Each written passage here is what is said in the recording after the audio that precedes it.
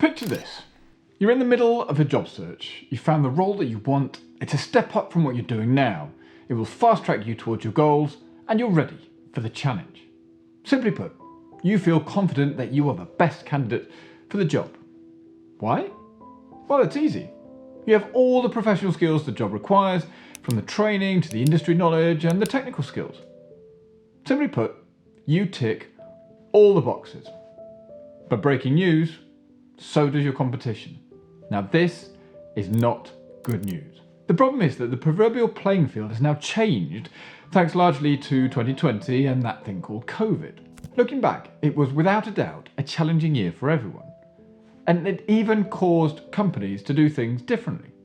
This is, I believe, a good thing on the whole.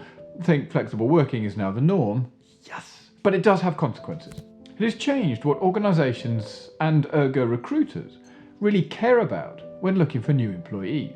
Recent research confirms that many new job seekers are taking themselves out of the running even before or right after the virtual interview because they are ignoring the key facts to which recruiters are suddenly paying attention. Although it sounds mysterious, it may not be as mysterious as you think.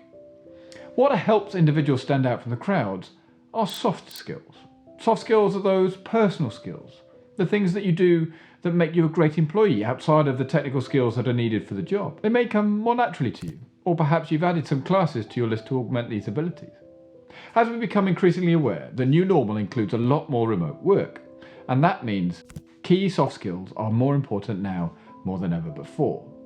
I would go as far to say that great soft skills are fast becoming the number one in terms of recruiters' wish lists in 2022. With this shift in focus and leaning on my 2 decades of experience, here are my 11 soft skills to accelerate your career.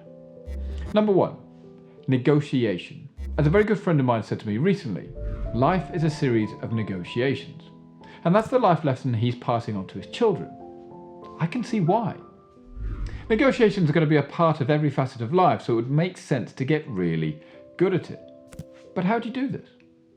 Start by listening carefully. This is with a view to understanding what the other side wants. It's the insight that helps you work towards a win-win situation. I mean, contrary to popular belief, it is not all about screwing the other party over. It's about finding the right scenario where both sides feel they have won. Well, most of the time. With this in mind, make sure you know your worth. This is especially true when it comes to negotiating your compensation. My personal advice? Don't settle for anything less than you believe you are worth. Yes, this might mean walking away from a few jobs, but then so be it.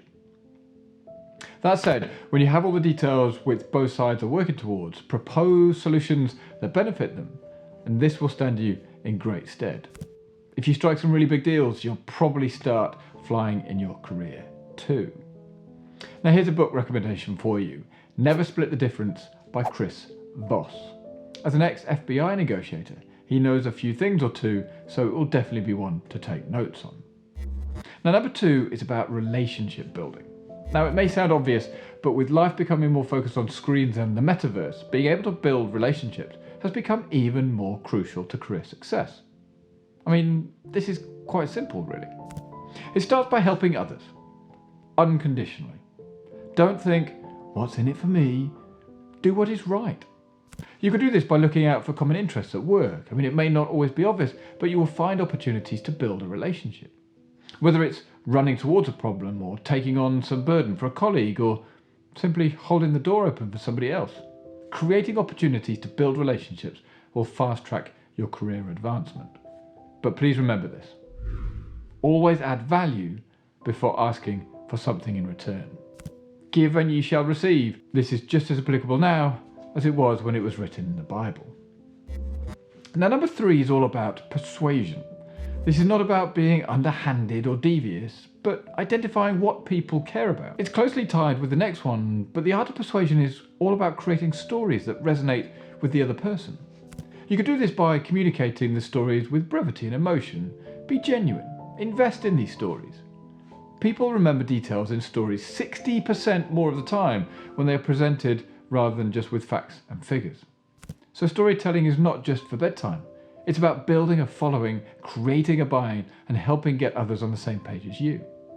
Now 2 highly recommended books to help here are Storyworthy by Matthew Dix and Influence is Your Superpower by Zoe Chance. I've read both of these a couple of times and they are my go-tos in terms of getting better at persuasion. Number 4 is about communication. We won't get very far without being able to communicate, whether this is in or out of the office. Being able to articulate your idea, proposal or solution is crucial to career success. Even those of us who are technical and don't like public speaking will still need to know how to communicate within teams. But it doesn't have to be as scary as you think. Because it all starts with listening. As the cheesy phrase goes, we were given 2 ears and 1 mouth for a reason. So use them. Listen without interrupting. If you want to be really good, then practice an approach called active listening. This is where you learn to pick up on what is not being said, so the body language, the inflections, and all the non-verbal cues. These are all insights into what is really happening through the art of communication. Because communication underpins all we do, and it goes hand in hand with both persuasion and negotiation, not to mention relationship building. So remember to speak with a positive tone. Be upbeat. Don't be known as the Debbie Downer of the team, that person who always says no or it can't be done. They are just a bore and often end up being excluded from projects. So be positive, but stay authentic. You don't need to become someone you're not. In fact, this should never happen. Be conscious of how you come across. This means paying attention to your body language too. Again, another couple of books to recommend here are Talk Like Ted by Carmine Gallo. This is fab, especially if you want to give presentations. And How to Win Friends and Influence People by Dale Carnegie. It's an oldie, but an absolute goodie. Now, number 5 is empathy. To accelerate your career as a leader especially, you need to be empathetic. I believe this is the number 1 skill to learn to truly succeed as a leader. It's about understanding what makes your teams or others tick. It's about taking a genuine interest in other people. You need to look at things from their perspective, but that's not enough, as you need to acknowledge their feelings too. I would rather not have to say this, but never judge. It won't end well, for you or them. Rather be objective, focus on the situation, and always be supportive. If you are generous with your time and attention, you will put yourself in a great position to accelerate your career. Now, number 6 is about a positive attitude.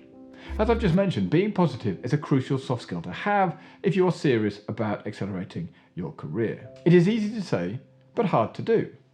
It doesn't mean you have to be over the top excitable all the time. No. This is not about high-fiving, whoop whoop, and whooping all the time when things go well. But it's how you handle yourself. Will you try and improve situations, or will you get caught in bouts of negativity and bringing everyone down? Accompanied with this is the advice of never gossip. No good can ever come from it. You might find it fascinating, but it is not a healthy endeavour. And in the workplace, all it takes is for one comment to be misconstrued and you can undo years of hard graft and reputation. So don't bother, no matter how intriguing. Also, I would suggest that you never complain. This is not about having a moan to get something off your chest before getting back to being positive. Complaining is the easy way out. My view? It's a put up or shut up. If you don't like the situation, do something about it. Leave. Or be quiet. Don't sit there and complain all the time. I would also urge you to criticize sparingly. Constructive feedback is different because it is helpful but needs to be done well. So I would rather say always speak well of others, just don't lie, because by doing so, it will mark you out from the crowd in a negative way. Now, number 7 is about emotional intelligence. This is hard to learn, but is well worth doing so. If it comes more naturally, then even better, because having strong emotional intelligence will help you give a greater insight to the organisation and people dynamics of where you are. Thereby, it puts yourself at an advantage. Being able to ascertain the situation quicker and more in depth than others is a surefire way to accelerate your career. Understanding situations, knowing when to step in and when to keep quiet, when to include those who are quiet or feel excluded, is a superpower. That said, never act impulsively. This is a one-way street to a world of trouble. Instead, take a step back when you're upset, give yourself time to cool off, and if you really want to respond to that incendiary email, do so as a draft and then delete it. Or save it to be reread in the morning. Just don't send it. You need to understand what you're feeling and with it the consequences of your actions should you be hot-headed. It's easy to be spoiling for a fight in the heat of the moment, but come the morning after, you may regret what you said or did. So rather take some time, cool off, reflect, and then proceed accordingly. Number 8 is about conflict resolution. Closely linked with number 7, avoiding arguments and accusations would be a good skill to learn. That doesn't mean you can't disagree with colleagues or management, but it does mean you need to know how to do it appropriately. There is an approach which I refer to at work which is called creative abrasion. The art of disagreeing to generate innovative outcomes. It means that individuals will bump heads, but all in the pursuit of a better outcome. But remember, after a disagreement, you need to get behind the decision that's been made, whether you like it or not. This is teamwork, and as a leader, that is your responsibility. There is nothing more satisfying than firing off inflammatory emails, but it will do nothing but to piss people off. So rather, focus on solutions over problems. Now, the last thing I would say is apologise unconditionally when it is your fault. It can be hard to do, but is necessary. Take responsibility. For me personally, my integrity won't let others take the fall for something I got wrong, no matter how big. So that's why I would rather take an ear bashing if need be. I need to be able to look at myself in the mirror at the end of every day, safe in the knowledge I did the right thing, even when the right thing is hard. Now, number 9 is about teamwork. It sounds cheesy, but teamwork makes the dream work. Sorry, I couldn't avoid that, but it's true.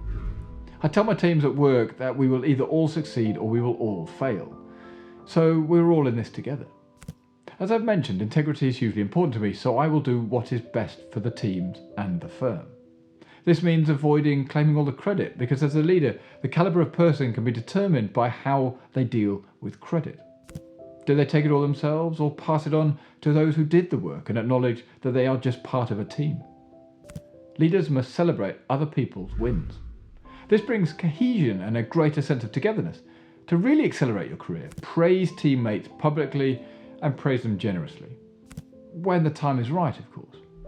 Don't go overboard and say something that isn't true, but publicly acknowledging when someone has done something well is hugely powerful. And it's really rewarding. Now, number 10 is time management. In order to accelerate your career, you will need to learn how to prioritize. The Latin word for priority means single most important. So you can't have more than one priority. We've all made references to the top priorities, but that is quite simply an oxymoron. You can't have many top priorities if you're going to accelerate your career. You can't do everything either, so things need to be delegated too. This may feel strange and uncomfortable to begin with, but it is a necessary evil. You will burn out if you try to do it all yourself, so please don't bother. If you are interested, please check out this video here where I talk about how to avoid burnout, especially when working from home. Decide what you can delegate and then empower others to do their best work. Accompanied to this is you must learn how to say no. It will be impossible for you to succeed in your career by saying only yes. You will likely end up doing many things badly and quite simply getting swamped for work. So learn how to say no, giving a rational and well-articulated response, and whilst the other person might not like it, they'll understand. And number 11, work ethic. I think it goes without saying, but how you approach anything is how you approach everything. By that I mean your work ethic will be how others perceive you. Taking responsibility for your work and doing it well is in your control, so there is no excuse for a poor show. You will only have yourself to blame. So always show up and deliver on time. There is nothing worse than saying you will do something only to miss the deadline, and if this becomes a regular occurrence, people will lose faith in what you say. And this is a slippery slope. So please always keep your commitments and never deflect blame onto others. This is quite simply poor form and a negative character trait. And that's it. These 11 soft skills will help you accelerate your career and ultimately get you to your goals quicker. I would love you to share which of these soft skills is most important to you. Please do let me know in the comments below how you have used them and how they have helped you in your career. But do you want to know the only career advice that I'll give my kids? Then please do check out this video here. But with that, have a great day, and I'll see you all in the next video. Cheers.